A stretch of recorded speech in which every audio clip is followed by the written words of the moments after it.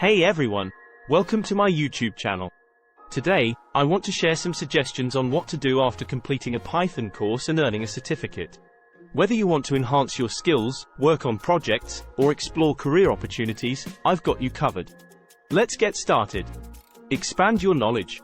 Python is a versatile language, and there's so much more you can learn. Consider exploring libraries like NumPy, Pandas, or Matplotlib for data analysis and visualization.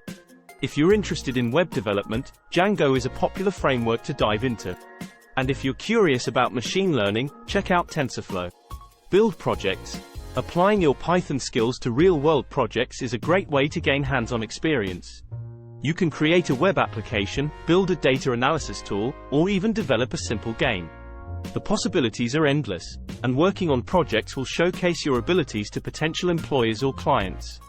Contribute to open source. Open source projects provide an opportunity to collaborate with other developers and contribute to the community. You can start by finding projects on platforms like GitHub. Fixing bugs, adding new features, or improving documentation are excellent ways to contribute and learn from experienced developers. Specialize in a specific field. Python is widely used in different domains. If you have a particular interest, like data science, machine learning, or web development, consider specializing in that area. Take additional courses, join online communities, and work on projects related to your chosen field. This will help you become a specialist in that domain. Explore career opportunities. Python skills open doors to various job opportunities.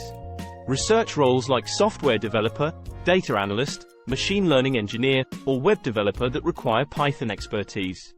Tailor your learning path based on the skills and knowledge required for those positions to increase your chances of success. Networking and collaboration. Connect with other Python developers through forums, social media, or local meetups.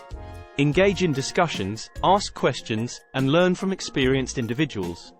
Collaborating with others can provide valuable insights and opportunities for growth.